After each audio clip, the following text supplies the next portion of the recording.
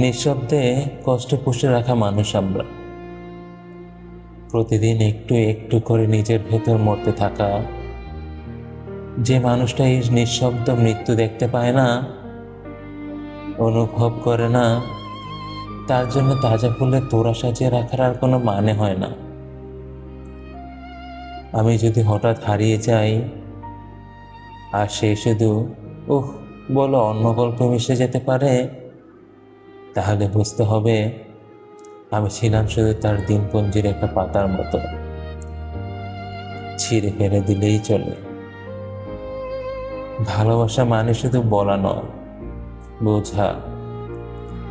কেউ যদি আমার না বলা কথাগুলো পড়ে ফেলতে না পারে, আমি কাঁদি আর সে হাসে।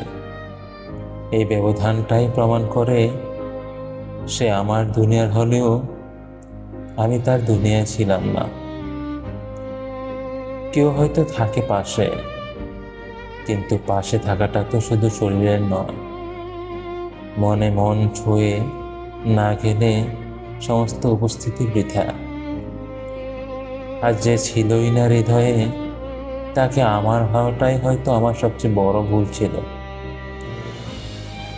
আমার মন খারাপ যাকে স্পর্শ করে না, আমার চোখের জল যাকে বিচলিত করে না, আমার নীরবতা যা হৃদয় অস্থিরতা অনুভব করে না, আমার খারাপ লাগা যাকে সংবেদনশীল করে না, আমার অনুপস্থিত যার দিন হেসে খেলে কেটে যায়, বুকের ভেতর শূন্য শূন্য লাগে না, সে আমার কেউ নয়, কোনোদিনও ছিল না।